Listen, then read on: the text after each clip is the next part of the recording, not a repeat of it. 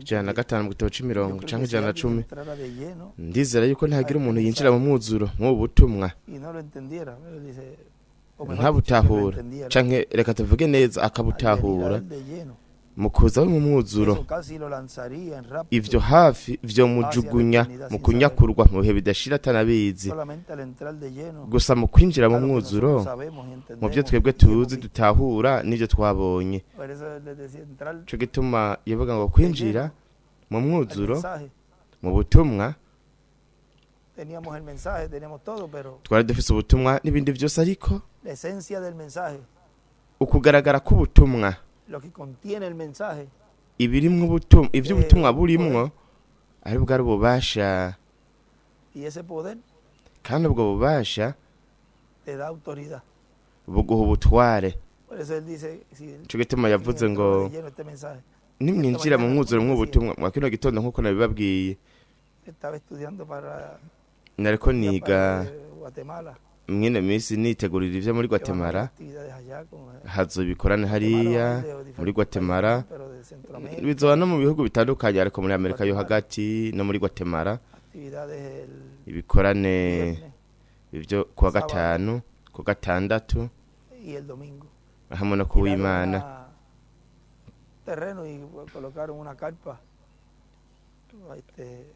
Bashinze ihema,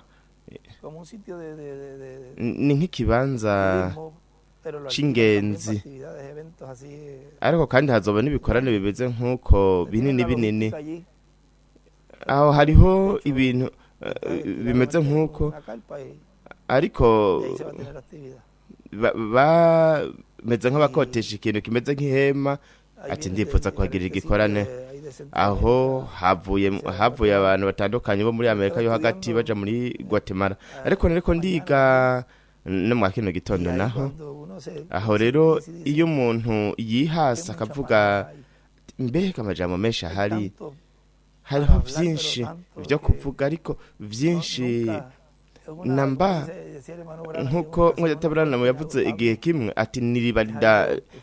ridakama, ni ibintu bigomba bidudubiza. Wewe nawe ugashaka kuvuga igihe cose kuri ivyo bigenda biriyugurura, ntagire ikintu na kimwe gisigara utakivuze. Ukavuga ikintu hagaca haza ikindi kintu n'ikindi kintu. Aho rero niho haca haza ivyanditswe, ndetse reka tuvuge ngo n'amabwirizwa canke igihe yavuga ngo uwewe ushaka kwagura ubwenge bwawe canke ivyiyumviro byawe, tora igitabo n'ikaramu ugatangura kwandika. Tiraba ibi nibi igitabo icigwa cyo kwa gatanu nibi nivyo kwa gatanu. Wewe uje kuraba neza ibintu byose warize ngaho, ati binzo bivuga ku Imana canke ku wa mbere canke ku munsi runaka canke intasho zo kwa gatandatu. Waje kuraba kwa gatanu ukabona bivuze vyose, uvuga ati umuntu akavuga ati vyaheze. Aho ni waca haza vyinshi, ahubwo kuvuga ngo si ikintu wewe uvuga uti ati ibingira ndabibikire ku munsi runaka. Ngaha ibintu bikora aha ikintu gishobora kubika ibyo byose mwamuzi hariho ni mu mutima w'uwatoranijwe. Aho niho biba bibitswe neza, kuko aha niho hagenda harabera iryo jambo mwako kanya riba ryazaniwe. Kandi murabe nariko ndaba ngaho igihe yari karavuga mu butumwa bwitwa ngo Yosefu iruhande y'iriba ry'ubugingo budashira. Wewe uvuga ati ko ni vyiza, ati reka tuvuge kuri ibi, ati tuzoba turi munsi y'ihema uburyo bwa kimuntu, ariko umuntu akagenda ategura ibintu ati bizovugwa hariya. Rero umuntu akagoma arindiriye ati reka aho dushobora kuvugira itwo tuntu, Imana igashitanga ibindi vyinshi. Nuko hagenda haratahurwa neza ibintu neza. Ahari muri 2007 nawe atatangura kuvuga ngaho ngo intangamara yamaze kuyumva hanyuma vuga ati twabyumvikanye namwe data Miguel na jewe kubwico gikorwa kubwico gikorwa no kubwineza igikorwa ca Kristo ku munsi wa nyuma turarindiriye yuko nyuma yuko Imana turiteza yuko hanyuma Imana izokora mwico kibanza kubwineza ya bose no ku mahanga yose naho nyene bafise amantene kugira ngo bumvirize ibikorane bizokorwa ndetse kandi bazoshobora kubibona biciye ku maekra bazoba bestaye mu mashengero yabo omengo buri shengero ryose igyoterezwa kuba rifise antene hamwe na recepteur ibi itumbereje neza kuri ico kibanza ku Manini Karpa Cathedrale los ABC ni ABC en cuanto a la responsabilidad como kubijanye no mwitwarariko nka bungere ndetse kandi no muntu ku giti ciwe uwipfuza kugira antene mu rugo rwiwe arashobora kuyigira iyo la parte más sencilla ico nico gice giciye bugufi cyane ni ABC ijanye n'umuntu ku giti ciwe kubijanye n'uwo mwiteguro wo kwakira izi nyigisho zo mwihema zizoba ziriko ziratangwa zimenyekanira ngibanga gikimatarije cindi iki ariko warokwiye gushiraho antene na recepteur ivyo ntibigoye ibigoye no kuzana ijambo inyigisho ivyoroshe cyane navyo kuri twebwe murabe no gutera ku Manini Karpa Cathedrale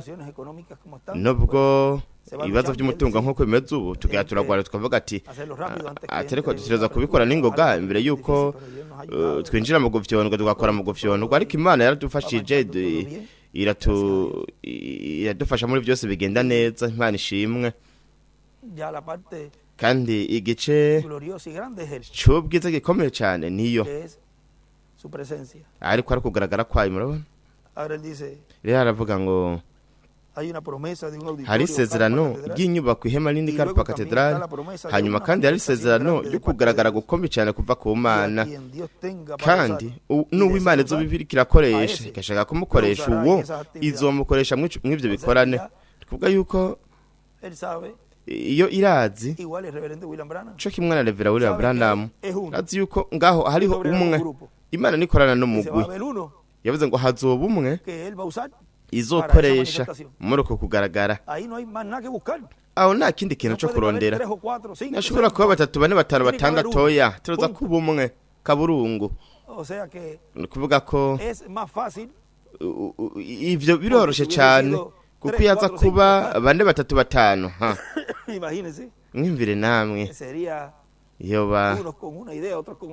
umwe azana ivyumviro undi akazana ibindi vyumviro kuko Imana nikorana no mugwi ikorana n'umuntu umwe gusa Imana ni iki numwe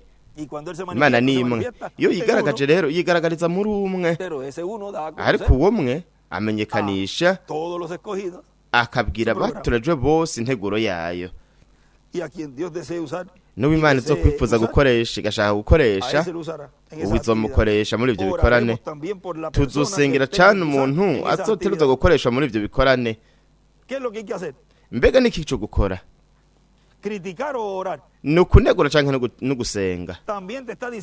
byongiye uriko urabyigwa n'ico tuzoza gukora kuri uwo muntu Imana izokoresha namba Reverend William Branham yaragiye na Dr. William Sota kagenda no kore tuzoza kurondera umuntu uw'Imana iri kirashikirizamwo ikoreramo gushizwa kw'ivyo bavuze kuko wewe namba utizera ivyo abavugishwa bavuze bagahanura nuko rero uriko ubashira bo utanabizi ubagira nk'abavugishwa b'ibinyoma kandi ivyo biragoye birakomeye cyane kuko umuntu guhakana ugushitswa kw'ikintu cyavugishijwe haca hinduka bukwi na bukwi umutizera kubwo kutizera ivyo bavugishwa bavuze tuyagenda bizera ariko urizera ugushitswa oya uko siko bimeze nuko rero ntiwizeye ivyo bavugishwa bavuze rero nimba izohagurutse uwo muntu yaturuza kuba ari hagati mu bantu nkere kuza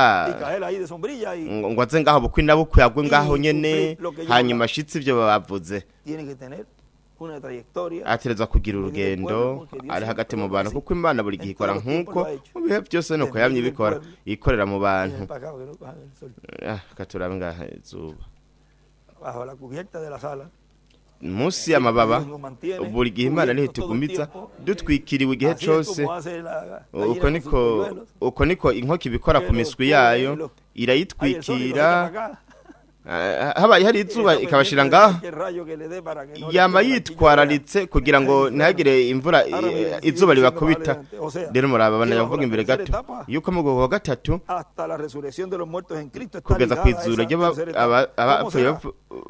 bizera Kristo bijanye no guhakwa gatatu bizogenda gute inzamba ya nyuma niyavuga ikivyaraso bivuga kuvuga yuko inzamba izovuga kugira ngo abizuka ry'abapfuye bizera Kristo iryo n'ijwi rya Kristo ijwi ry'Imana biciye muri Kristo mareka bisezerano ku munsi wa nyuma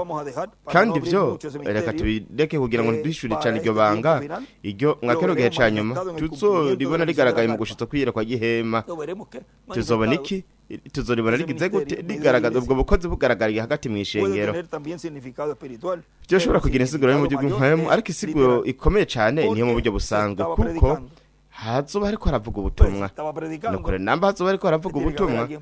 tureza ko hari umuntu ariko aravuga ubutumwa kuko hariko havuga ubutumwa hariko haravuga uhamagagwa n'ibindi kandi bariko baza ku birenge vya Kristo nuko rero ivyo ni ibintu bisanzwe kwihanga ry'Imana kuvuga ko gatatu nuko umugeni uko inkumi z'ibijujwe naho nyene vyongeye n'ishengero ndetse kandi ni nuko abisi iki cigwa uyu murongo tuzowagura icaca ukwa gatatu kuri iyo migwi muri tarika hano hari ikintu twavuze ariko kwinjira mu mwuzuro mu bugingo buri mu nzu y'imbohe cyo ikintu ico za mpapuro 10 Revera William Branham mutasoma arazibika yavuze ngo za mpapuro 10 ntasoma ziri ngaho cyari ikintu gikomeye cyane ico yari yaranditse ngaho turizige yuko Imana izotwemerera gusoma kuzingurira izo mpapuro tunavuge kubijanye n'ivyo yari yanditse ngaho atavuze aravuga ngo nuko rero muri uko kwa gatatu ishengero mugenera izokorwako ishengero iyo bakamana byose mu muzu n'abayuda nabo nyene barinjira ngaho no kuvuga ngo nabo bazokorwako kuko no bazobona kugaragara kwa Kristo barako bisezerana kandi bo nibabona kugaragara bazovuga bati ibyo nibyo twe twaturindiriye ariko byaravuzwe ati ntaje kuri bo ariko kandi byaravuzwe yuko umareka mu byeshiwe 10 ari wari Kristo mareka bisezerana muhemu yera ni ntumwa Isirayeli kandi mu mirongo naho mukanya nariko ndarondera kabiri murongo wa 15 haravuga ngo bo bariko baragaruka hariho imiryango sinzi ndamba ariko raba yuko araba muri Ethiopia canke muri Turkiya hari ahantu bo bazogaruka bavuye nk'uno mwaka wa 2026 hanyuma tuzovyemeza neza igihe byaba abaribo ariko baramaze gutora umwe mu miryango rero bazotangura kubaha nkuko amadokima n'ibindi byangombwa kugira ngo bagaruke muri Isirayeli kuvuga murabe umugisha ubwo bw'Aburayo ni mu gihugu cabo kandi bo bateza kudomo kw'ikimenyetso imbere yo kwatangura umubabaro mwinshi kandi nariko ndaraba imwe muri Bibiliya ntoya sinzi nambe ibyo twarabisomye mu nyigisho ariko imwe muri Bibiliya ntoya yarafise neza narayifotoye narafatiye ku rupapuro sinzi namba ariko hariho urupapuro ruri imbere muri iyo Bibiliya murabe bo badomo kw'ikimenyetso imbere yo kwatangura umubabaro mwinshi kuko yaravuze ngo yavuze ngo ivyo biba neza imbere yuko watangura umubabaro mwinshi ivyo biba neza imbere yuko watangura umubabaro mwinshi kuvuga ko imbere yuko watangura umubabaro mwinshi hatereza kuba igikorwa kiriko kirakorwa kwishengera umugeni arico ngirakamaro cyane kuko aje kwishengera ry'umugeni ariko byongeye n'intumwa ya Isirayeli hariho ucuvuga ati ariko azokora iki canke kiriya ashobora gukora ibintu 2 3 4 5 6 byose arashobora kubikora kuko kwa gatatu nuko imigwi yose bose bakobwa ko n'ugwa kwa gatatu kandi bo bategerezwa kuba sellados antes batuza para kudumo que la ikimenyetso gran mbere kugira ngo umubabaro mwinshi Entonces, nuko vean, den sus vidas rero esa murabe persecución batanga ubuzima terrible. bwabo mu mubabaro No solo mwinshi con uteye ellos, sino ubwonko con muchos si bo más babiteje ariko judíos, hebreos, ku bayuda benshi Ará abeburayo también benshi nabo también nyene serán muertos bazokwicwa y las vírgenes fatuas. hamwe n'inkumi Pero ya van z'ibicucu a estar ariko confirmadas en la fe. bazoshimagirwa mu Ahí es que se ve kwizera esa aho niho confirmación hazoboneka de la rero ko gushimagirwa de mu esa kwizera persona. kw'abo bantu ¿En qué? En la muki segunda venida mu del Señor. kuza kwa kabiri k'umwami Porque el llamamiento que kuko hubo allí guhamagara era para recibir. kwabaye o es ngaho para kwari recibir. kugira ngo bakire canke La no kugira ngo segunda venida del Señor. bakire ukuza kwa kabiri Ya no k'umwami es un llamamiento para ntabwo ari recibir la umuhamagaro primera kugira ngo venida del bakire Señor. ukuza kwa mbere Ya esa k'umwami puerta se cerró. urwo rugi rwarugawe Ahora es un llamamiento ubu ni para umuhamagaro recibir wo kugira la ngo segunda venida baronke del Señor. ukuza kwa kabiri k'umwami Es la segunda venida del ni Señor. ukuza la kwa única kabiri k'umwami esperanza, dijo el hermano ivyizigiro Branham, bimwe para rudende la ariko raza Branham humana. yavuze ku biremwa Porque abantu se va a nuko estar rero ya enfocando bazoheza rero mundo bahanga amaso llegando a un punto en donde isi no va a igira tener ubwo dónde aho agarrarse. batazogira ingabire yo Y la única kugumbira esperanza para ellos es ivyizigiro bimwe rudende tu ni venida, Señor. ukuza kwawe La mwami estamos viendo cumplida turiko ahí. turakubona Vamos para gushikirizwa hari akatuja hariya Recuerden que las mwibuke batas yuko van a inkumi ver z'ibicucu milagros y zibona cosas ibitangaza físicas, n'ibindi bigaragara igual que el hebreo. ico kibona ubwoko Pero bw'Eburayo ya para ese tiempo, ariko muri ico gihe la iglesia novia ishengero mugeni ya ryo está preparada, rizoba lista, ryamaze kwitegura porque ella no kuko ryo necesita ver ntirikeneye milagros para kuraba creer. ibitangaza kugira ngo Más bien gize eso es ahubwo como una ivyo confirmación ni nk'ugwemezo de lo que ellos ugushimangirwa estuvieron creyendo y kw'ivyo recibiendo bari bizeye bariko todo ese tiempo de barakira preparación mw'ico que gihe tuvo. cose co Ahora, kwitegura además, bagize rero nyuma de ellos yabo en Apocalipsis mu capítulo vyeshuro 6, igice ca gatandatu que es donde niho yo estaba leyendo Apocalipsis 5. nariko soma ivyeshuro Pasé a gatanu Apocalipsis 6, ndaja ku vyeshuro y me dio gatandatu con tomar la Biblia pequeña. ncaja gutora ya bibiliya ntoya Él tiene kuko yari principales, afise pues, tres, tenía nini yari afise zitatu y cojo la pequeña y la nca abro. ntora ntoya ndayizingurura ahí kugira ngo nsome ngaho Apocalipsis 6, mu vyeshuro gatandatu el verso 10, umurongo wa 10 y cuando veo el escrito al lado, mbonye ivyanditswe ku ruhande mu nyigisho creo que lo llegamos a leer. ndibaze ko él tugeze coloca al lado kubisoma también. aho yavyanditse ku Él ruhande dice, y se lee haravuga ngo verso ku murongo 10 wa del 10 capítulo 6, mu vyeshuro gatandatu esta es la apertura de los sellos, uko no kubona ko y aquí kubimatanije está hablando del aha yariko quinto aravuga sello. ku kimatire ca gatanu El verso 9 dice, umurongo cuando abrió el w'icenda quinto haravuga ngo sello, kandi amenye ica gatanu vi bajo kimatire el ico altar gitabo mbona las munsi almas de los que y'igicaniro habían sido impwemu muertos z'abishwe por causa de la bahora palabra de Dios babahora y por ijambo el ry'Imana no testimonio que gushinga tenían. intahe bari bafise Y clamaban a gran voz batakambisha diciendo, ijwi rirenga ¿hasta bati cuándo, Señor, databuja santo y wera verdadero, w'ukuri uzogeza nos ryari juzgas y venga nuestra kudaca sangre amateka no kudahora en los bari que moran en mw'isi la tierra? amaraso yacu Esto fue durante las edades. aha hari mu bihe vy'ishengero Y se les dieron vestiduras blancas. umuntu wese muri bahabwa en un imvuna lugar yera colocó we ahantu hamwe yanditse Teofania. ngo teofaniya Ahora, si se les rero dieron namba teofanía, bahawe teofaniya y usted dice, pero es que wewe wocuvuga ati ariko nuko bo no todos, pero si la bose ariko mayoría abenshi no recibieron al Señor. nuko batakiriye umwami Y en el nuevo nacimiento, mu kuvuka el bwa kabiri creyente naho en el Señor en su ukwizera primera umwami venida, mu kuza ellos kwiwe kwa tienen mbere el nuevo nacimiento. wacuronka ¿Qué pasó ubwoko ahí? bwa Hubo kabiri como- none vyagenze gute hariya un- habaye eh, amnistía, ¿no? habaye La palabra, imbabazi como brinco sinzi a- nko gusimbira algo para obtener ikintu kugira ngo tal uronke cosa, ikintu y no runaka por el camino y por, atari mu nzira canke y por los parámetros. canke mu maparametre como algo ahí, ni nk'ikintu nk'ico cabaye Pero ariko por otro lado, ariko ku rundi por otro ruhande lado, tú ves ku rundi que ruhande urabona no yuko hay ninguna forma, nta ningún buryo na bumwe camino buhari para nta nzira el Padre, n'imwe sino ihari por ishika medio kuri de data Cristo en su primera bidaciye muri venida. kristo mu kuza kwiwe kwa mbere Ahora tú no puedes rero razonar we a ntushobora Dios, kwiyumvira ku mana canke mente, ponerte ukoresheje a cuestionar ubwenge todo ngo lo que tú dijiste, que por este utangura camino kuvuga no ngo ariko vivimos, nuko wavuze que yuko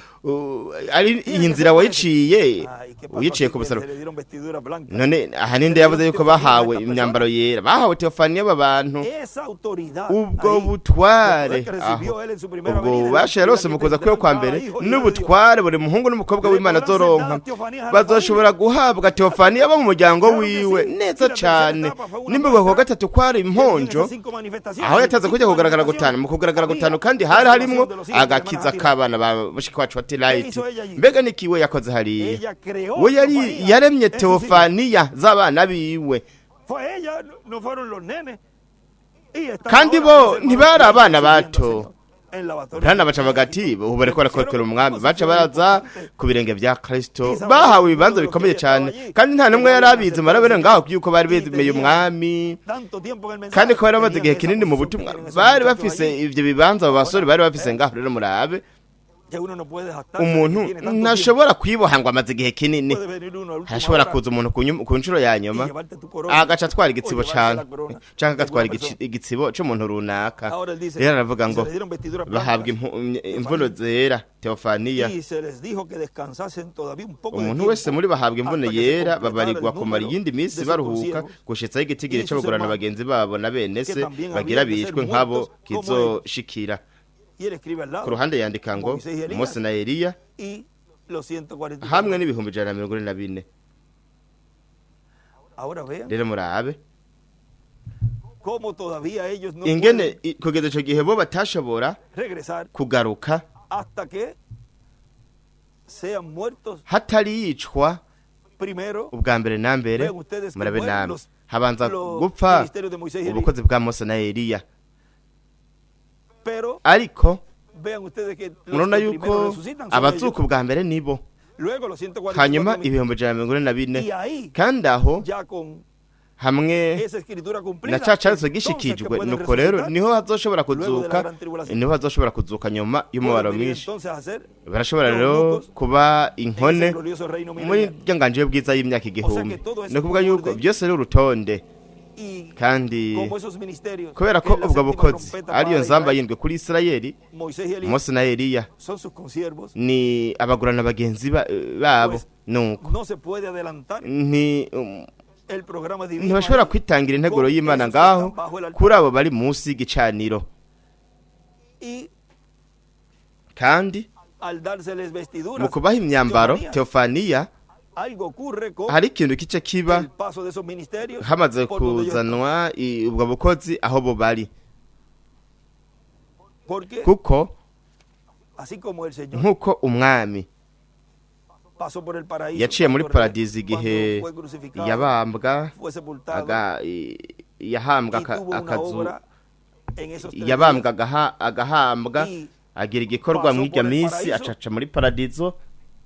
Para poder resucitarlos, kugira ngo ashobore kubazura tenía que crearle teofanía. yategerezwa kubaremera Teofaniya.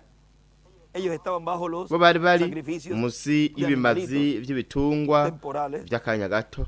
pero como ellos ariko ni gute podían bo resucitar bari gushobora si ni kuzuka siquiera ata nubwo estando vivos bakiri había bazima sido efectuado el bari sacrificio baratanze perfecto ikimazi de la gitunganye cruz. ciwe ko musaraba, Murieron sin bapfuye tener nk'uko esa oportunidad, batarose como iryo tampoco hirwe estos otros. nk'uko bimeze no kuri abo bandi. Ahora, ¿por qué la Rero ni fatua? kubera ko inkume z'ibijuju Él dice en el libro de yavuze mu los gitabo Sellos, cy'Amataniro 480 480 na kangahe, que dice aho ahavuga que ellos yuko bo son de buen corazón bafise imitima y myiza Dios conoce sus kandi corazones. Imana irazi imitima yabo. Birashoboka yuko baba bahenzwe n'abavugishwa b'ibinyoma canke ntibagire amahirwe yo kwakira ubutumwa. ¿Por qué ellos Kubera iki bo no son atari resucitados batazuka después de la gran nyuma y'umubabaro mwinshi? Vean a ellos, Murabe bobo no les es dado ntibahabwa eso ivyo para esa primera resurrección muri iryo zuka rya mbere. en donde ocurre Aho eso en el milenio aho final, ivyo biba ni mu kimpumbi kw'iherezo, porque tienen que ser kuko juzgados. bategerezwa gucibwa urubanza. Y ahí es donde Aho rero niho tienen baronkera esas vestiduras blancas iyo si salen myambaro bien. yera n'ivyagenda Esa neza za Teofaniya. Igual con Co los kimwe que te dan un vaso de agua fría. n'abaguha urwato rw'amazi Es lo apfutse mismo. nico No kimwe. tienen que ser creyentes, pero si salen bien en el juicio final, Ntibategerezwa kuba arabizera, ariko nihaba urubanza rwa nyuma bazohabwa imyambaro impuzu Ahora, zera. Rero el jurado allí con el gran juez. En el umucamanza acuerdo con el juez, mu rubanza hariho umucamanza el jurado? ariwe ari umucamanza. Mbega abacamanza ni O bande? sea, Ni que el twebwe dictamen kuvuga va yuko a ser uruba siempre uruba- unánime. ni ukuvuga yuko buri gihe No va a haber tuzokwama twunze ninguno que ubumwe. vaya a decir, Ntariho no, n'umwe espérate, azovuga yo ati creo que "Ah, esto ndizera puede yuko ser". ibyo bishobora Y el voto fue, por ejemplo, kandi el voto es 9-1. nk'amatora O ko muri bari siete, 10 no, tereka eres- dutori 9 canke indwi Todo dictamen, batandatu. toda sentencia va a ser Urubanza rwose ruzocibwa culpable twunze o ubumwe. inocente. Ti, uyu muntu Porque aragirwa la canke única sección arambikwa izera, en una corte, kuko nico todos estarían haciendo banza la kimwe perfecta gusa muri voluntad de Dios. muri sentare Todos estarían yuko bajo bose la bazoba línea bariko bakora ubugombe del gran bw'Imana, bose bazoba babunze ubumwe n'umucamanza Por lo tanto, mukuru. el dictamen Nuko rero urubanza no va a haber ruzocibwa una condena ntabazomucira urubanza ngo bamweze ubundi ngo bamucire urubanza. Oya, azoba ari ingingo imwe yumvikanywe ko atuye aracibwa urubanza, uyu nawe arezwa. Rero aravuga kuvuga murabe ibintu byose bijanye n'iyerekwa ry'ihema no gushitswa kwaryo, no kuvuga ngo hatereza kwegeranya ibyo byose mu gushitswa kw'iyerekwa ry'ihema, kandi Isirayeli irarindiriye ibyo. Naribigeze kubabwira igihe kimwe ahantu runaka yuko iyo bakamana y'abakristo rimenye yuko hari abarongozi benshi barabi barindiriye ibirenze by'abakristo barindiriye kuza kwa Mesiya. Abayuda abarabi benshi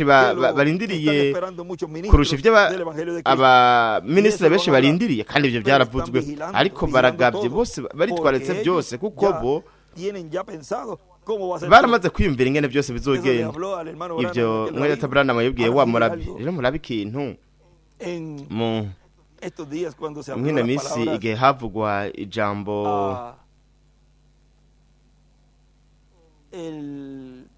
ku ihanga canke umuryango wamwe baraswe muri Sydney kuw'Imana, iryo jambo ryavuze kuw'Imana ryaciye rikwiragira ku mpande zose. Iryo jambo riranashika mu matwi y'umurabi. Turabe hano uwo nariko ahariya i Tel Aviv, umwe mu barashwe igihe haba hamwe basambura amashuri.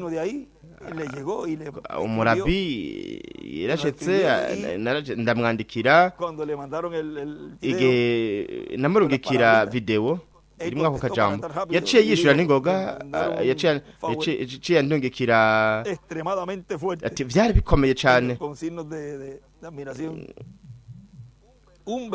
Inshuti y'ukuri ituba itamarabazwa no kuvuga ibyo yumvira. Dukeneye kumenya cyane ingene akwirageza ibyo bintu byose mu isi yose. Turashaka kugukengurukira cyane Dr. Perez yarashize ko ati ibi byabaye ibintu bigoye cyane kugira ngo yirinde yuko isi yoguma mwibi ibintu bibi. Ndashaka yuko yo bibwira aba ambasaderi bo muri ONU murabe ingene yabisiguye. Ariko ikibaje mwine myaka ya nyuma cyahindutse ikibanza kigoye cyane, ariko kandi byo nakaga no kuvuga ONU ibyo bizozimangana kuko byaravuze aho hazoba hari ONU y'ukuri. Nokure ntimugire ikibazo izohinduka. Abarongozi ngaho nta nubwo bamutera ubwoba. Harakenewe abantu b'abanyabwenge bafata ico kibanza. Arafise impamvu yabivuze kumbure biciye mu binyamakuru, imigwi muri WhatsApp n'ibindi. Ikibazo namba abaganga bato bava batinya ibyo, no kuvuga ngo mu Dr. Perez namba to bavura atinya ibyo. No gufata ingingo z'ubwenge muri buri gihugu hamwe no mwikoraniro runaka kabiro bitangurira. Mwisi yose kibandanye kuba ikibanza ciza cyane, kandi ndabinginze namba bitabagora ndongekira video Dr. Perez. Ndanezerewe ni kuvuga ngo bo baragabye baritwararitse ibintu byose biriko bikorwa ku bw'ineza mu buryo buciye bugufi, ariko imbere. Rero murabe muri Shiri hatsinze Katz, kandi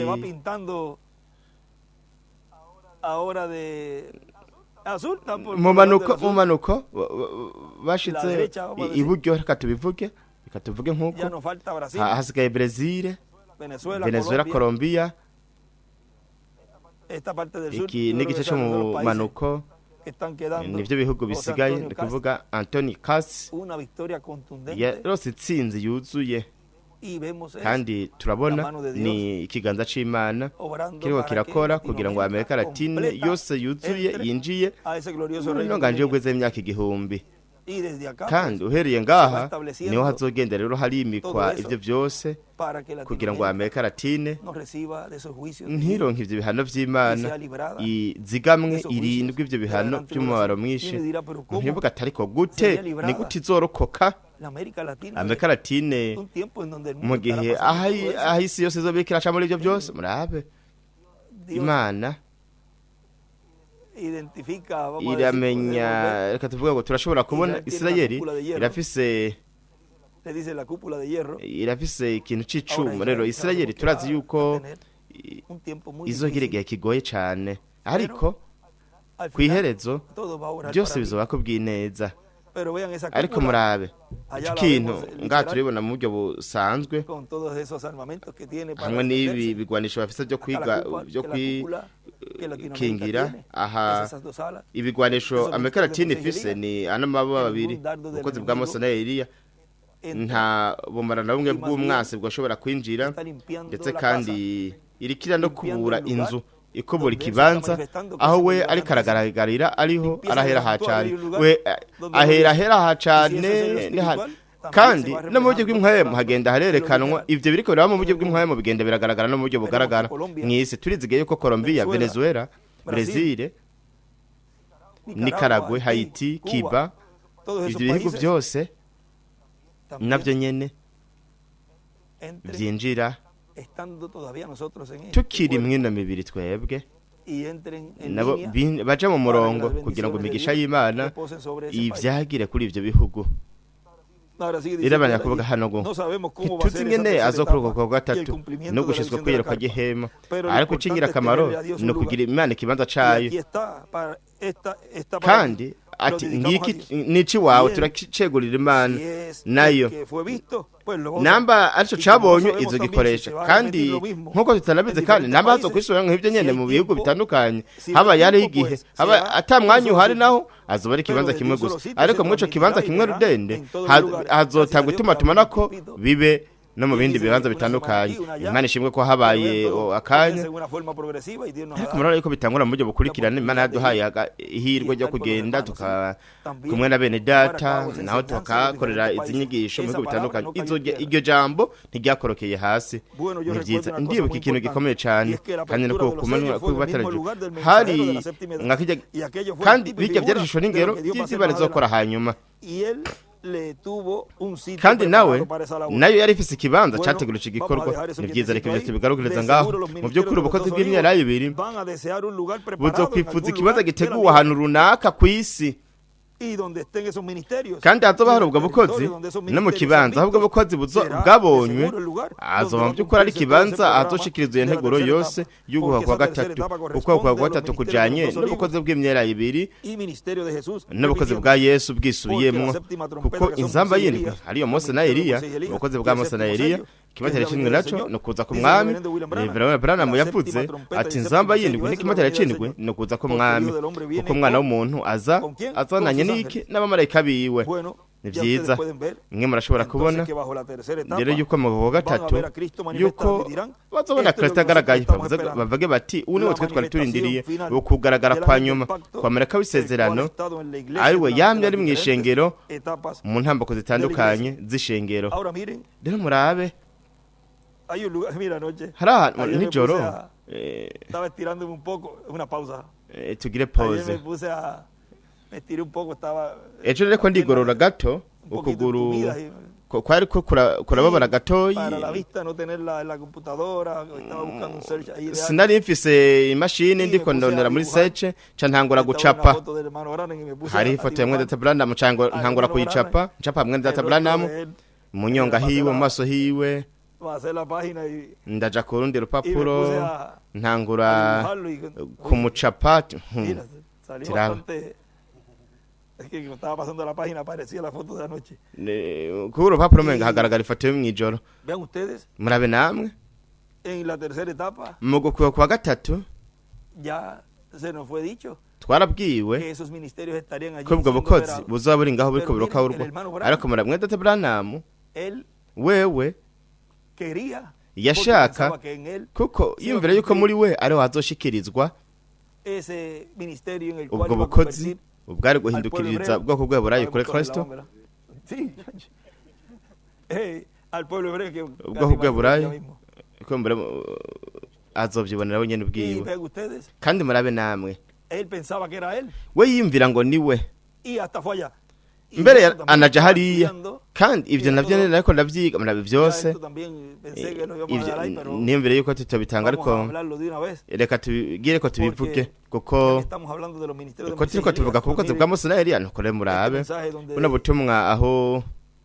donde él lo tituló lo Ah, que ya retiene el Señor bwisengo Jesucristo en el trono de intercesión 2000. ab'Imana ikura ku ntebe yo kutuvuganira Él 2001. viene hablando We ngaho yereka aravuga del mensaje, reconociendo el día de ku su butumwa, mensaje, kumenya umunsi n'ubutumwa en bwayo, donde, y también en las 70 aho semanas de ndetse la no mu Biblia, mahinga habla, 70 yadaniye ngaho arabivuga ko preparó todo, yateguye le dijeron, byose, "Preparate, baramubwira ati usted mwenda vaya, tabarana usted nuja va a hariya ser profeta, ati uzokora ikimenyetso seguro lo van a cy'umuvugishwa recibir, lo ati van a mu by'ukuri creer, bazokwakira todo el mundo bakwizere, contento, abantu ellos bose banezerewe vean en ese bo tiempo, murabe habían muri ico gihe hari parecido confundido, reka tuvuge ngo hari Porque amadidane a él kuko le wewe decían que era el Señor ibabwira Jesucristo, yuko ari algo umwami así, Yesu Kristo en ibintu algunas nk'ivyo ocasiones, igihe kimwe runaka, y habían echado a perder, dice, kandi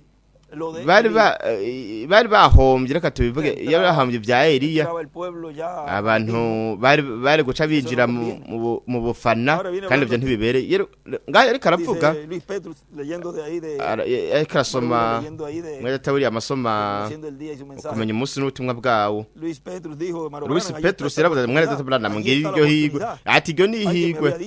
Hari umuntu yari yambwiye yuko hari ihigwe,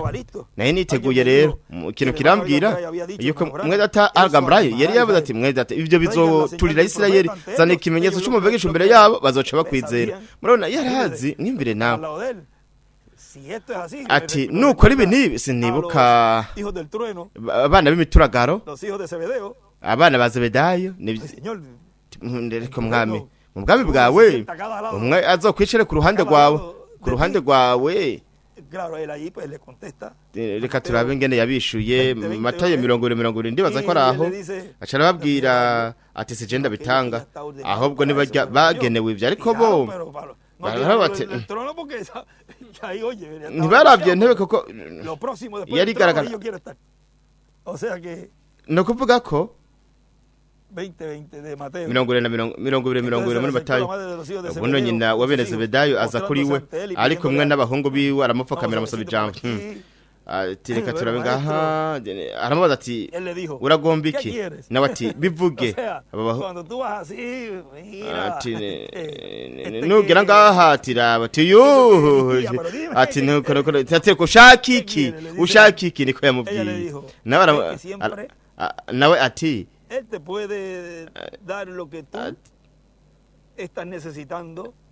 Arashobora gutanga ivyo ukeneye kuko arazi icifuzo n'ibindi ivyifuzo by'umutima. Kandi muri Yesaya yari ahantu yavuze yuko mubwo bwami havuga ngo n'imbere yo kuvyipfuza canke kubikenera we arazi ico we ushaka ico ukeneye, ariko niki we agusaba akugomba ko nuko we wovuga ijambo ukavuga uti ndashaka iki, atari mu vyiyumvira ati reka ndabe yuko iki kintu wogishitsa, ati namba woshobora gukora iki. Abantu bamwe mwana bavuga bati ati mbega wowe uri kuranyumva kuko ndasubira inyuma akaja muri negatif, umuntu akaba ari negatif. Ubwo si bwo buryo bwo kwegera Imana irashe positive, kugira ngo wegere Imana atana kimwe kitayishobokera. Ni kuyegera ufise amajambo arashe ukavuga ijambo. Ibi nubwo imbere y'amaso y'ibiremwa abantu bitaba bishoboka, kuri we mwami birashoboka. Nuko rero ndashaka iki, ndakigusavye ku muryango wawe wenje kuri jewe, kugira ngo ubwami bwawe bukuzwe. Ushaka iki? Nawe ati tegeka. Kubera iki? Kuko ijambo rivuzwe. We arazi ati bivuge. Aba bahungu banje babiri ngo baze bicare, umwe iburyo bwawe uwundi ibumoso mu bwami bwawe. Yesu aramwishyura ati ntimuzi ico musaba.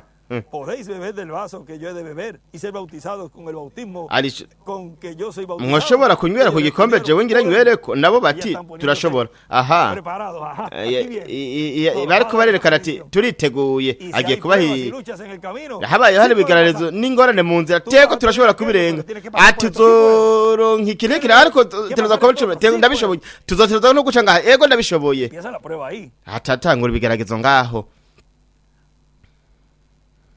Él les dijo, arababwira ati a la verdad, igikombe de canje mi vaso beberéis koko y con el bautismo en que yo soy muzokinywerako bautizado, seréis bautizados. n'umubatizo ndubatizo muzobatizwa ariko gutanga ivyicaro iburyo bwanje n'ibumoso si vyanje atari abo data yabiteguriye Quien está preparado por mi padre. mbega abo data O sea, yabiteguriye ni bande kuvuga wewe Todo murabe eso. ivyo vyose Se lo permitió, yarabibemereye yarabibahaye pero eso ariko ivyo no era de él. ntivyari Porque ivyiwe vean cada posición. kuko buri kibanza No hay cose nadie quien nta te n'umwe repite, ashobora pero no hay forma, no hay kukizibira manera, ari uwatoranijwe porque tratas de huir. nubwo yogerageza guhunga Él gute siempre te va a colocar we buri toalla, gihe la azokwama oreja, la gushira patilla, lo que sea, el coscorrón, azoguha como sea, inkoshi te va a agire gute porque tú eres un hijo de Dios. kuko uri umwana w'Imana Eres wanditse mu gitabo cordero, cy'umwagazi y no w'intama puedes ntushobora kuzimira namba uko bigenda kose uzoja mu nzira ukubitwa ugize gute uzoshika uyavuta wikwega uzoshika uko byogenda kose rero murabe ico kibanza ivyo bibanza murabe Es la posición ni ibibanza que el hermano Branham mwe data Branham con ese grupo allá, hamwe n'urya mugwi el hariya grupo pues, umugwi si este es el mensajero, nimba iyo ari intumwa izokora ibyo natwe tukaba abagize ibyo basore mwe ivyo bibanza ivyo ndabishaka kuko dufise intumwa kandi ubwoko bw'Abrahamu nibwakira umwami ubwami buzoca bwimikwa hariya vuba none ni bande bazoba bari ku ruhande rwiwe ntitwebwe twamufashije kugira ngo akore ico gikorwa ni bande bazoba bari ku ruhande rwiwe nabari bunze ubumwe n'ubwo bukozi abandi ntibambare ntaho bazoja abandi batereko baragwana kugira ngo ubwami bushigweho esperando a que ocurra la resurrección para entonces ver el cumplir esa promesa. kuko bagomye barindire ngo habe No te vistas que no va. ntibambare ntaho Ya bazoja luego, después del milenio, hanyuma nyuma y'ikimpumbi ya entonces aho rero serán juzgados bazociga todas esas urubanza abo bantu bose si salen bien, nivyagenda neza pues, tendrán vida eterna. bazoheza baronka ubugingo Y no budashira han cruzado la línea. naba batarenze Ahora umurongo miren, él ahí dice, we ngaha aravuga dije, Señor, estoy listo. aravuga ati mwami nditeguye Dice el hermano Branham. niko "Estoy Branham yavuze ati nditeguye listo. Acepté el dinero. yaremeye amahera mwede atawuriye amacavuga ngo nukuvuga ngo hagara habonetse amahera y'urugendo n'ibindi byose nukuvuga ngo baratanze amahera hariho itike hariho amadepansi yo muri hoteli n'ibindi byose nukuvuga ngo aha hari byose birahuye aravuga ati naremeye amahera nguri itike tuca duhagarara i Kairo ndavuga ati ego mwe mwami nditeguye nk'umuyera arambwira ati kisi kibanza cawe nikuvuga aho yereka aramubwira ati erega ati suko bimeze nk'uko uriko uravyiyumvira ariko nuko yereka iyamuretse aragendera shikari kumbura ibintu twari twabisomye nk'uko muri ifuruka zitandukanye mwatawuriye amaravuga ngo igihe yari ari Kairo agira afata indege agira afata itike yari agiye gushira itike mu rugendo kugira ngo aje muri Isirayeli ni kuvuga ngo yari ari mu ihangari agiye gufata itike y'indege kugira ngo ayitange kugira ngo agende kugira agiye gutanga itike y'indege kugira ngo aje muri Isirayeli Imana iramureka arashika ngaho kugira ngo bitwigishe twebwe ibanga rijanye na Isirayeli bariko barahindukirizwa ku Mana kugira ngo bitwereke ingene bizogenda biciye mu muntu kugira ngo bitwereke uburyo murabe kujana umuvugishwa hariya agakoresha amadepansi kugira ngo ishengero uyu munsi mw'iki gihe ca nyuma rimenye ritangure ingene ubwoko bwa Burayi buzohindukirizwa kuri Kristo buzodohoka ikimenyetso pues el hermano Branham nuko rero mwene data siempre Branham creyó buri gihe que yarizera era el profeta yuko ari we que iría al muvugishwa pueblo azoca mu hebreo bwoko y bw'Eburayi convertiría el pueblo hebreo a Dios, ubwoko bw'Eburayi porque él abuhindukiriza tenía ku el Mana ministerio de Elías, kuko yari afise ubukozi bwa pero Eliya estaba en su ariko cuarta bwari manifestación. buri mu kugaragara Y kwa el kane ministerio que convertiría kandi al ubukozi pueblo buzohindukiriza hebreo a ubwoko bw'Eburayi Cristo kuri es el Kristo ministerio de los ni dos ubukozi olivos, bw'imyera el ibiri ministerio de Elías ubukozi en bwa su Eliya quinta mu kugaragara kwa manifestación, y de gatanu Moisés hamwe en su n'ubwa segunda Mose mu manifestación. kugaragara kwa kabiri Cada mensajero buri ntumwa yose murabe que está cerquita, iri ngaho pegado a una hafi promesa, a una canke profecía, pues piensa que es, iri hafi y'isezerano porque es canke el que Dios está umuvugishwa usando. yibaza ngo ko ari yibaza Es ko ari como el hermano William también. ni nka mwene data William Él pensaba nawe que él era- yariyumvira ngo niwe Y cualquiera ahora kandi buri nuestro muntu va a wese ser un hamwe mucho. n'ibi Son yoca avuga ati siempre así, pero ariko el mensaje recuerden, es para ubutumwa todo el mundo. mwibuke n'ubw'imigwi Cada yose uno kandi umwe wese va a expresar agenda y va a tener aragaragaza una actitud akagira inyifato conforme al grupo ihuye que le n'umugwi corresponde. Tan yagenewe sencillo como eso. byoroshye cyane nk'uko Y si está Wito dice, hey, yaba witari ngaha yerekeje avuga ati O sea que- ni ukuvuga ko miren, vea, murabe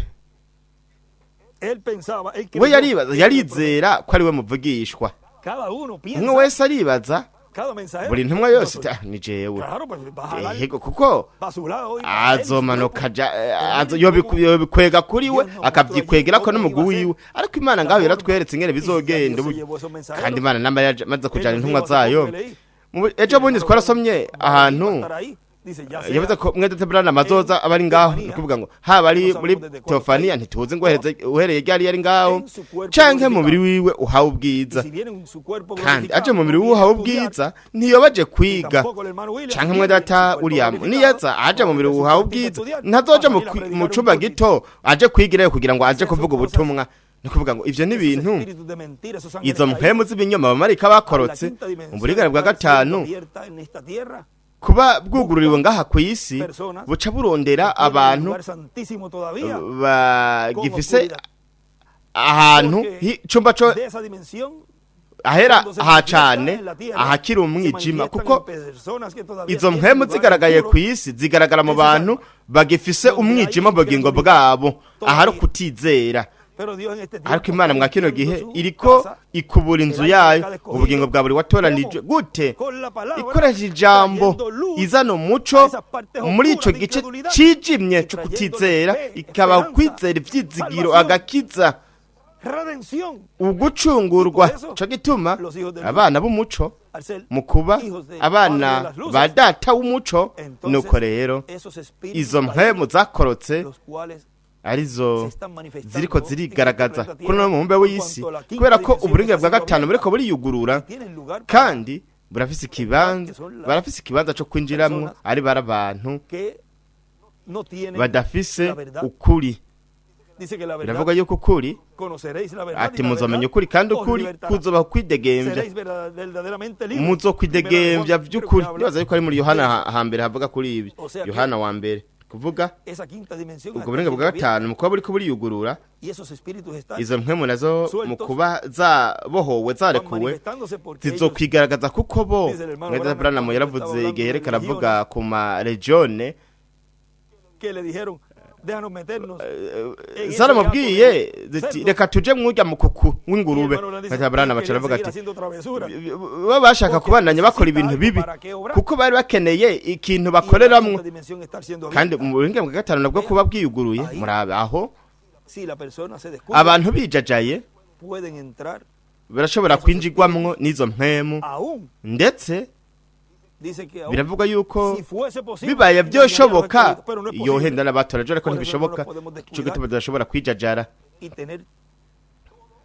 ngo tugire byose mu muco wacu mu bugingo bwacu hame hari umuco ntabe umwijima na mukeya kandi wewe aje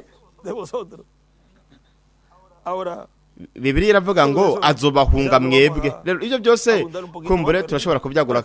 cyane ariko murabe uburyo bugaragara tuzogera turavuga kuri ivyo byose mwino minsi rero murabe banajya kuvuga ngo kubw'ibyo rero kugira ngo ashobore kuja mu bwoko bw'Eburaya ahindukiriza ubwoko bw'Eburaya kuri Kristo abashira mu kiringo c'ubwami yatiraza kugenda afise ubukozi bwa Eliya mu kugaragara kwa gatanu n'ubukozi bwa Mose mu kugaragara kwa kabiri we gusa yari afise ubukozi bwa Eliya mu kugaragara kwa kane aho raca abana nyasoma mpemu yera arambwira ati ico si ikibanza cawe iki si igihe cawe uri kurihuta rero murabe imana ntiyamwemereye kwitangira imbere kuko byari konona umugambi w'imana wose ndiyumvira abana nyasoma ati ndiyumvira ati ndagowe ati nafashe urugendo rwose nkaza gushika ngaha none ngira subira inyuma ikintu kirambwira kiti itegurire ngaha hagarara ngaha hagarara hano ntuje hariya nikuvuga ngo ntuje muri Israeli ati ja mu Buhinde nikuko yuko ntiyamuretse ngo amaramara ntiyamuretse ngo amaramara ati reka ndamurungike mu Buhinde tija mu Buhinde rero yaciye amurungika yuko yova ngaha akaja mu Buhinde naho nyene ntihari kure aho Imana yari igiye kumukoresha rero mu banyamahanga kuko atana kimwe yarafise kijanye n'ubwo bw'Eburayo ngo bahamagara bashire abasubiriza kuri Kristo cyari kibanza ciwe ariko agiye mu banyamahanga cyari kibanza ciwe reka turabe kugira ngo ni hanya nitunyagirwe reka magarare hano ndakwigwa rero murabe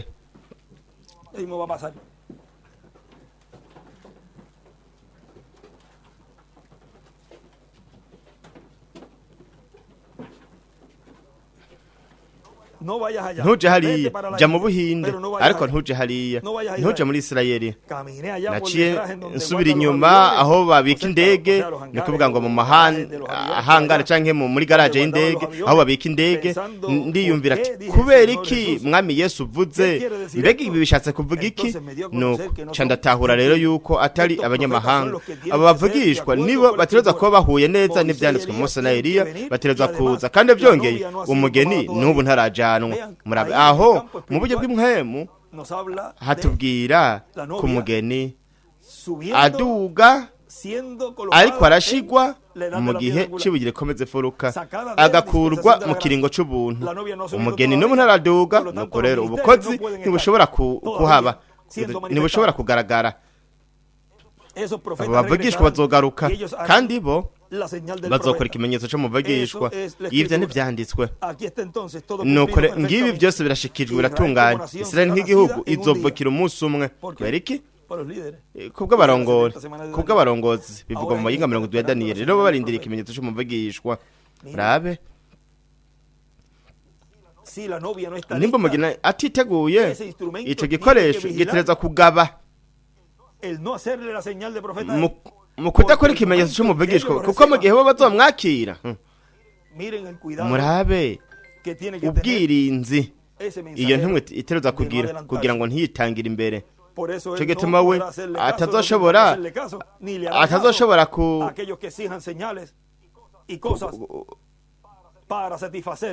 ntazoshobora kwigisha ibintu kugira ngo anezereze abantu kuko si gihe ciwe kuko namba mugena atiteguye kuvuga ngo byose birafise urutonde abo bavugishwa bazogaruka kandi bazokora ikimenyetso cyo muvugishwa ivyo bishingiye ku vyanditswe ngibi rero byose birashikijwe neza Israeli nk'igihugu izovukira umunsi umwe amen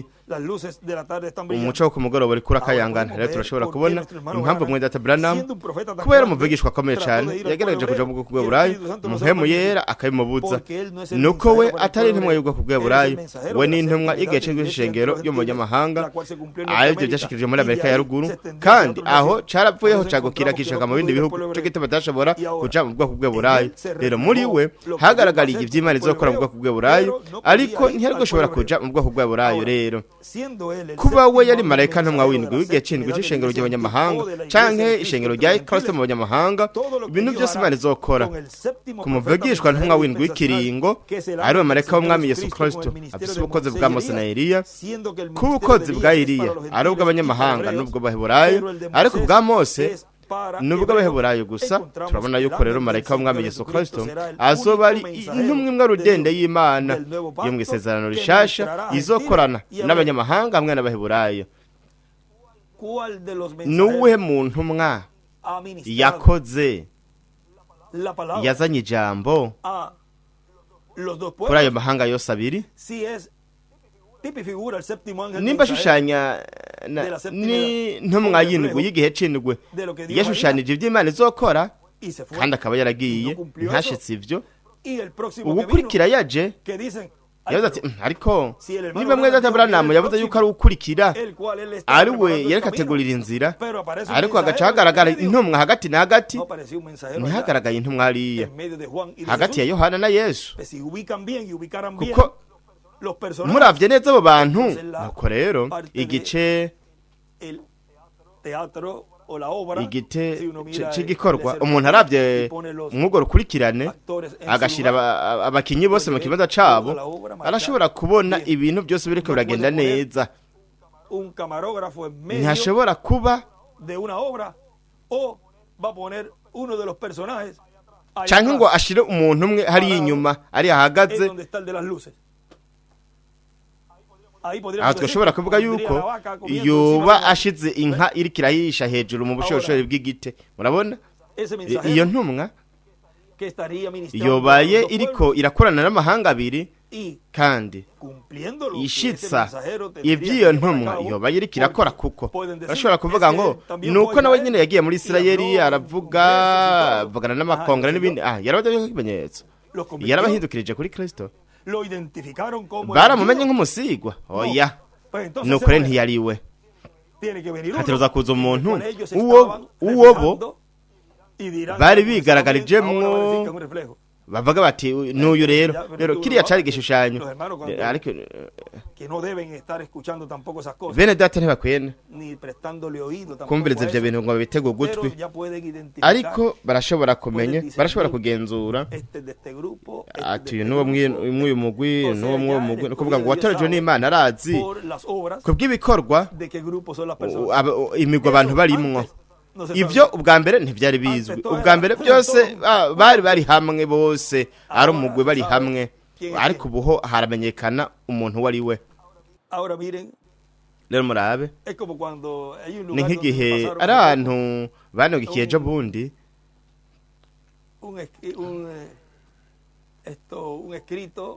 ni canditswe canke agatexte k'ubutumwa bwitwa ngo igihe cyo gutandukanya kugira ngo uronke isezerano ndibuze ko bwari ubutumwa bwa 75 74 aho yavuga yuko bashobora kuba babiri ngaha bane bahariya mu gihugu runaka bamwe bo mu gihugu runaka muri ico gihe kugeza ico gihe ubutumwa ntibwari bwakwiragira mu mwuzuro nivyo kuri hari kuba babiri canke batatu muri buri gihugu kandi abo ni benshi murabe ingene Imana igende iraganiriza intumwa muri iyo tariki ya 74 ya kane yo hera byose nivyo bari kuba bake ariko hanyuma imbere muri 2000 hari umurongo hanyuma twarose wavuga ngo ese bo ibeshe cyane kurusha igitigiri c'ibihumbi bya 40 by'abaheburayo kuko twe ntitwikunda ahubwo twiyumvira byinshi kandi turipfuza uguhindurwa kubiremwa abantu byose bana rafise igitigiri ibyo nuko bimeze ariko ntitwiyumvira nk'abatindi turavuga ati ntishobora kuvuga ati babiri canke batatu ibi yarabivuze aho ndabingina ntimwongere canke ngo mugabanye ibyo nakaga ivyo byanditswe bitereza kuba biriko birakoreshwa ugabanya izina ryewe rizokugwamo uwongera azokongerwa kw'ivyago byarasoma mu gitabo kuvuga mu gitabo cy'ishuri hano kuvuga ko marabingene ibintu byose twabwiwe hariya cyo gituma ari vyiza yuko ubwo butumwa ari kubuvuga twisunze umuco w'ivy'Imana iraduha muri kino gihe buri gihe yarabagabishije tariko ntimuzobukoreshe kugira ngo muhende abantu abona abasigwa b'ikinyoma kandi abasigwa b'ikinyoma n'abavugishwa b'ikinyoma ivyo abo barateye akaga ko turabona muri karatse ka Bibiliya ivyagiye babako bwa mbere urupfu rwo mu gihugu nk'emo nubwo ari bipande by'inama byigendera ariko mu buryo bw'inkwamo barapfuye ni byiza ngaha abana yavuga ngo kandi nk'uko Petero na Pawulo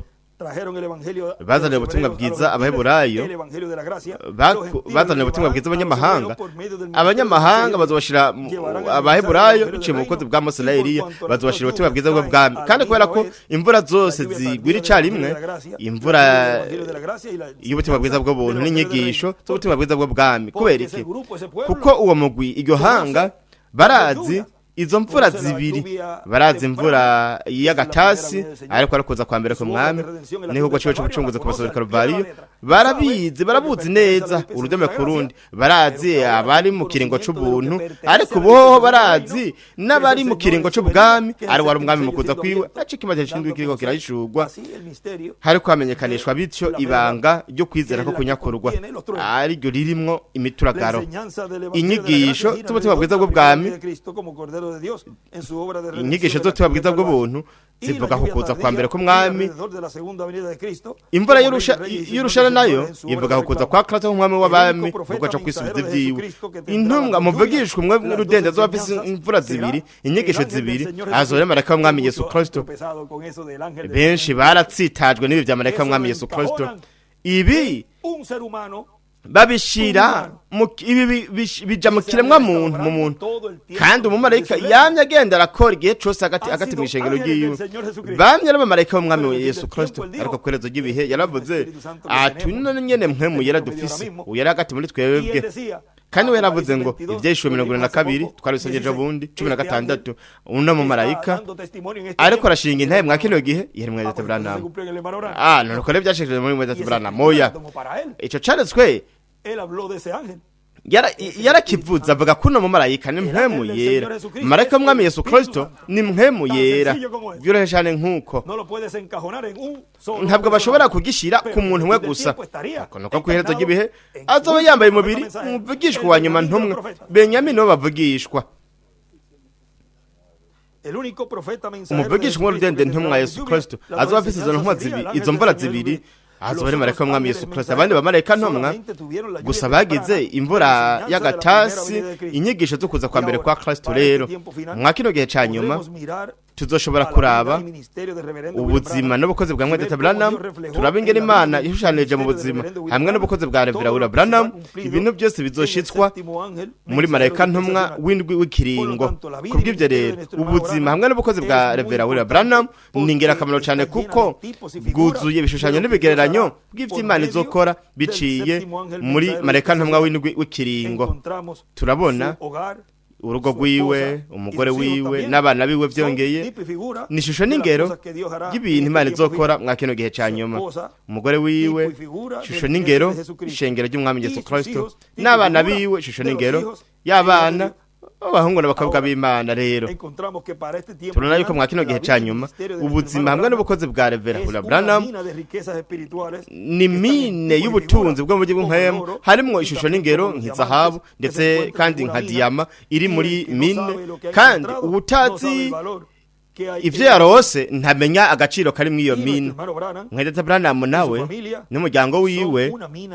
ni mina yuzuye ubutunzi bwo mu buryo bw'inkwemu kwishengero ry'umwami Yesu Kristo mwishusho n'ingero arizo zizoshitswa mwa kino gihe ca nyuma mu gihe ciri kuzifuruka rero murabe ku papuro rwa 80 mu gitabo c'Imetanije mu Kiswahili haravuga ngo rero mwiyumvire neza iki ni kintu wotireza gucakira gutahura we yari yamye akora igihugu ciwe c'ubucunguzi avugira bize imyaka 2000 nk'umwagazi w'intama ubu rero karatambuka akava mu bihe bidashira kugira ngo afate igitabo gihesha uburenganzira amene ibimatanije ahishura amabanga ryari mu gihe c'iherezo murabibona ni vyiza tubandanye rero murabe mbega ava hehe ava mu bihe bidashira mbega ni hehe bwojugunyiye ubutumwa bimwe twariko turavuga dutangura mbega bwojugunyiye he abatoranijwe bafise ubutumwa bafise igitabo gihesha uburenganzira ni mu bihe bidashira ni hehe mbega yavuye Imana ishimwe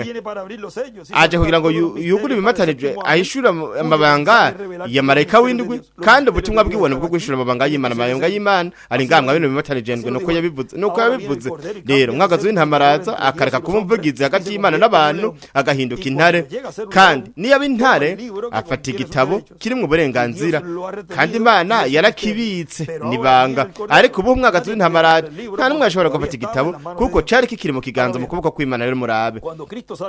Kristo avuye ku ntebe ya data aha ni Mwedata William aravuga afata igitabo kimosha uburenganzira akakizingura mu ijuru akakizaniye marayika ntumwa w'indwi cavuga ngo ariko we yaragiye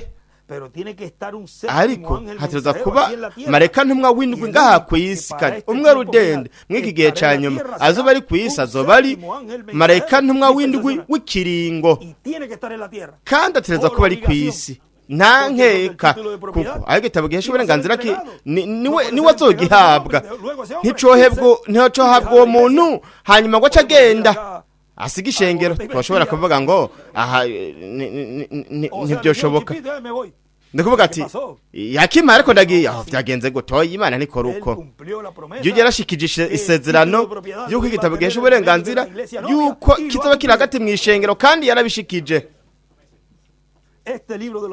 Iki gitabo cy'Amatara 7 ni igitabo cy'ubugabo cy'umwagazo w'intama kuko mwibuke hatari igitabo gihesha uburenganzira ntihashobora kuba izukamwe no guhindurwa. Hategerezwa kuba ari igitabo gihesha uburenganzira ku isi kuko ubwo nibwo gwete ico nico kiduha uburenganzira ku kwisubiza gusaba hamwe no kukuronka amasezerano. Ico gitabo gihesha uburenganzira atagihari ntiwambare ntaho uzoja. Ico gitabo cy'Amatara 7 ni igitabo cy'umugabo cy'umwagazo w'intama nugwete igitabo gihesha uburenganzira ku byaramwe byose no korera ni igitabo gihesha uburenganzira nico kirimo ibintu byose Kristo yari gucungura n'amaraso y'igiciro. Reka dusoma handi hari urupapuro rwa 44 mu gitabo cy'Amatara haravuga ngo haba yaba umuntu asinziriye n'Imana mu gicugu ca mbere ca kabiri ca gatatu ca kane ca gatanu ca gatanu c'indwi ariho hose aho bizobera mwibuke yuko amazama aba mwijuru kandi bihendwi navyo nyene nivyo mwijuru. Umushumba w'kwizigwa w'ubwenge nawe umushumba wo kwizigwa w'ubwenge yamagavye muri buri gihe ni ntumwa hamwe n'umuguwi w'abandanya soma. Bizogenda gute? Inzamba y'Imana izovuga kandi iyo nzamba ya nyuma izovuga mwaca igihe nyene igihe marayika wa nyuma azobereka aravuga ubutumwa bwiwe n'igihe hazokugurwa ikibatera ca nyuma reka ikibatera ca nyuma n'ikibatera c'indwi. Inzamba y'indwi izovuga umucunguzi azoza kugira ngo yisubize abo yacunguye. Ishengero ryogejwe n'amaraso rero ivyaremwe byose biri mu kuboko kwiwe. Integuro yose bucunguzi idombagije ko tushashana twibanga mwakija gitabo yafashe rero mwiyumvire neza gusa we ashobora kugishurira uwashatse agifise mu kuboko kandi yarasezeranye yuko kizohishurwa mwa kino gihe kidombagije ko dushashana twibanga. Ico ne gitabo c'ubucunguzi rero murabe ngaha ku rupapuro rwa 43 haravuga ngo rero ibimatanijwe byayishuwe mu gihe ca nyuma c'ishengero kugira ngo hayishurwe ukuri mwagazo w'intama yashuye ibimatanijwe abishurira ishengero giwe kugira ngo bityo yegeranye abiwe abegerane mu bwabi bwiwe umugeni. Murabibona namwe murabe rero agiye kuzana abiwe ubwiwe azobikora gute mu mukungugu wo kwisi ibwina mu kiyaga mu ahantu hose bashizwe mu burere bw'umwijima muri paradizo ahantu hose azobari azohamagara nabo bazokwitaba. Amen amen. Azohamagara nabo bazokwitaba aje kugira ngo ajane abiwe yahishuwe amabanga yiwe kandi bo baramumenye. Hanyuma muri ico gihe igende kizobaho kundi kizoba carangiye caheze. Byiza rero kuvuga ngo igihe c'ubucunguzi byiza rero we arava ku ntebe aho yamye ari nk'umwagazo w'intama umuvugizi kugira ngo abintare umwami kugira ngo ajane isi mu rubanza abansi ubutumwa bwiwe. We ntakiri umuvugizi mwibuke inyigisho zo mu isezerano rya kera igihe amaraso yava ku mutima no guhongera ko haca habiki yaca ihinduka sentare y'urubanza. Rero umwagazo w'intama nawe igihe yavirira amaraso igihe azova mu bihe bidashira agava ku ntebe ya data agafata uburenganzira bwiwe nuko rero yaciba sentare y'urubanza. Nuko rero ntabakiri umwagazo w'intama habwa abayabaye intare umwami aca asemerera kubwo umwami kazi wiwe kugira ngo aje ku ruhande rwiwe. Uriya macana avuga ngo mu gihe camwe data Branham bose biyumvira yuko ibyo byose byari byashikirwe ko Kristo yari yavuye ku ntebe y'ubwami ya data ko imbabazi zari zarangiye kandi ko abatorejwe bose barose mu ijuru bari binjiye mu gitabo c'umwagazo w'intama. Ariko we ntashobora kuva ku ntebe y'ubwami ya data atarinjira wa nyuma batorejwe n'Imana. Nuko rero igihe azova ku ntebe ya data niho azoca afata igitabo kibesha uburenganzira akizingurira mu ijuru akora igikorwa ciwe co kwisubiza ivyiwe. Rero murabe mwimwe twasoma igikorwa cose we azokora igihe yava mu bihe bidashira igihe yafata igitabo akakizana ku isi akagihereza umuntu aho aca atangura igikorwa cihuta. Imana icitangura gukora kugira ngo itange ukwizera ko kunyakurwa ku batoranijwe el pueblo hebreo, ubwoko bw'Aburayo por nabwo cuanto ellos están kubera ko bo esperando barindiriye a un hombre, umuntu cuando ven, igihe porque ellos bazobona han visto muchos hombres, kuko bo babonye abantu pero ellos benshi le están- ariko ellos le estarían ariko pegando bo al ojo, bazoba bahanze siempre es a uno. ijisho uwo bo bahanze ijisho n'umwe igihe uyu murabe ntibahanze ijisho mwese Branham kuko mu by'ukuri mw'ico gihe ntihari hari itumatumana nk'iri hari uyu munsi lo que él estaba haciendo. kumbure ntibabonye ibyo yereka arakora kumbure hari abo bamwe n'abandi babibonye ariko murabe ntibashoboye kumumenya nk'intumwa nk'umusigwa w'Imana Y kandi ellos están bobo pendientes baragabye cane de ese mensajero bitwaretse ino que tiene que ntumwa estar en la tierra itereza kuba iri ku y isi tiene que kandi llevar a cabo lo que itereza prometió gukora ivyo Isaías, Jeremías, Yesaya yasezeranye Zakariya, Yeremiya y todos esos Zekariya profetas, n'abavugishwa en donde bose vendría un aho restauración hazoza de Israel ukugarurwa kuri Isirayeli como nación. nk'igihugu Pero que esa restauración ariko sería kugarurwa cuando todo el pueblo kuzoba hebreo igihe ubwoko estuviera bw'Aburayo en su bwose tierra. buzoba buri mu gihugu Porque ahí es cabo donde el pueblo kuko hebreo aho ni ubwoko bw'Aburayo bendecido buzohezagirwa en su tierra. mu gihugu cabo Y donde la iglesia kandi aho local, ishengero la mugeni iglesia Isirayeli yo mu sería ijuru bendecida, izohezagirirwa ni el lugar santísimo. ahera ha cane Israel celestial. muri Isirayeli yo mu Tienen ijuru que estar en la kandi tierra prometida bategerezwa kuba bari mu gihugu para poder c'isezerano recibir kugira ngo bendiciones bashobore kuronka del imigisha glorificado. n'umubiri uhoraho hawe Ven ubwiza cómo murabe ingene en Israel terrenal muri Isirayeli yo ku isi se muestra hi- lo que hagaragarira Israel celestial ivyo Isirayeli yo mu buryo bw'inkwemu y lo iriko que iraronka Israel celestial está recibiendo. kandi ivyo Isirayeli yo mu buryo bw'inkwemu iriko iraronka Isirayeli yo ku Luego isi se recibiría. hanyuma nayo nyene izobironka Todo es kuba yuko byose ari paralelo bibangikanye a la primera venida del no Señor, kuza kwambera y ko también mwami paralelo ndetse al kandi pueblo birasa hebreo n'ubwoko con bw'Aburayo el hamwe Israel na celestial. Isirayeli yo Bueno, mw'ijuru hemos visto así, ni byiza turako turaraba rero nk'uko dusa en medio resumen, n'abavuga mu ncamake ibyo tuzovuga mw'ino herezo ry'indwi hamwe n'ibi un conocimiento abantu rero baraheza bakaronka ubumenyi buhagije by'ibyo ari byo kuva mu bihe bidashira entregar ese título kugira ngo de atange kino haberlo tomado. gitabo gihesha uburenganzira nyuma y'uko gifata akizingurura yarakizinguruye hanyuma akizana ku Y isi lo trajo a quién? Al akizanira nde mensajero dispensacional, mareka ntumwa w'indwi w'ikiringo azoba yeho ku iherezo ry'ibihe hagati mu ishengero mugeni un redimido. uwacunguwe n'amaraso y'umwami Bueno, que Dios ni les byiza Imana ibahezagire barinde a todos, mwese nos ayude kandi a dufashe seguir comprendiendo kubananye y dutahura twumva dutahura ano mabanga y'ubwami bwo mu ijuru aribwo bwagiye burahishurwa igihe cose y cada vez que uno kandi igihe busca cose un umuntu momento arondeye de umurongo pensamiento, iciyumviro un manjar haca de maná, huguruka hadudubiza manu comprendiendo iriba rya manu aho buri munsi tugera turumva dutahura kino gitabo gihesha uburenganzira ni igitabo kidafatika es algo que lo podemos ni decir ikintu tutoshobora gutangira indangura kintu ni banga ry'Imana esencia de Dios. ni ukugaragara kw'Imana nico yo iri ni ukumenya Ese es el título de uko propiedad. ari ico cyo gitabo gihesha uburenganzira ¿Quién es tu Padre celestial? data wo mw'ijuru ninde Y no se queda ahí, luego es, ntugume ngaho ¿quién eres hanyuma tú para ati él? urinde Y en el libro ahariya mu gitabo rero diciendo, tú eres mi hijo. ariko arakubwira ati wuri umwana wanje uri umwana wanje w'imfura ngira izina ryawe mu yandi majambo ngaho uri kandi ico gitabo ni iwawe El derecho para uriko urahabwa uburenganzira bwo kwisubiza todo lo que yo redimí. ibintu byose nacunguye mu yandi majambo